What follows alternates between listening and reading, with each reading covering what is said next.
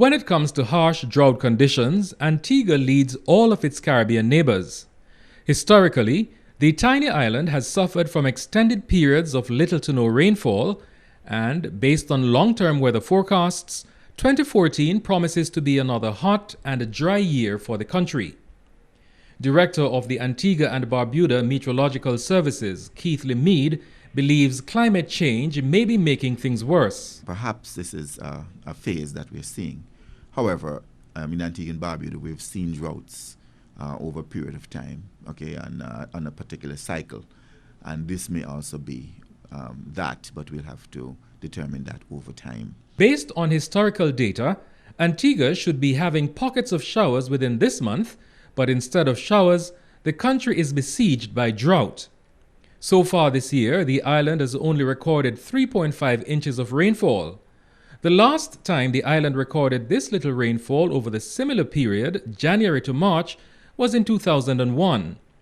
The adverse impacts of a warming climate are taking a toll on householders, businesses, schools, and the nation's farmers. Water is very critical to agriculture. It's one of the first factors of production for agriculture. Then land follow. Because even though you have land, you don't have water, you can't produce. So you must have water resources close to where you want to have the land. Then you can determine what to be produced. So water is the main factor, especially in Antigua and Barbuda. When we are talking about agriculture, the first focus is there any water in that area? This is reputed to be the largest man-made reservoir in the Eastern Caribbean. It is Antigua's main source of water, but the reservoir formed by the Potworks Dam has dried up. Cattle, goats, and sheep now graze in the area that up to a few months ago contained hundreds of gallons of water.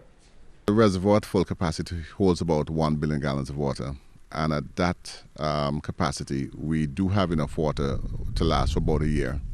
So therefore, during that year we require top-ups, if you want to call that, via rainfall. So 1 year without rainfall from a full reservoir will be in exactly the position we are now. Lewis says the country is facing a crisis, but he's hopeful the rains will come soon. But Delrick Cole does not have the luxury of waiting for the rains to come, since his livelihood depends on his ability to produce crops year-round. So he has introduced greenhouse technology to his farm. He explains his crops are no longer at the mercy of scorching temperatures. The summers are more hotter. As a matter of fact, farmers find it difficult and hard to produce during the summer period. As the drought continues to parch the entire country, Mead predicts these conditions could get even worse in the coming months. We are, in our dry season, okay, and however, it just turns out that it's a little drier than the usual dry season.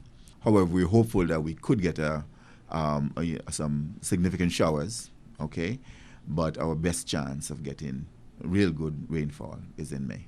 As communities slowly run out of water, the wait for rain is on. In spite of forecasts that 2014 could be one of the hottest years on record, farmers have prepared their land in anticipation that the change in the climate would work in their favor and bring the showers they so desperately need. Desmond Brown, IPS News, St. John's, Antigua.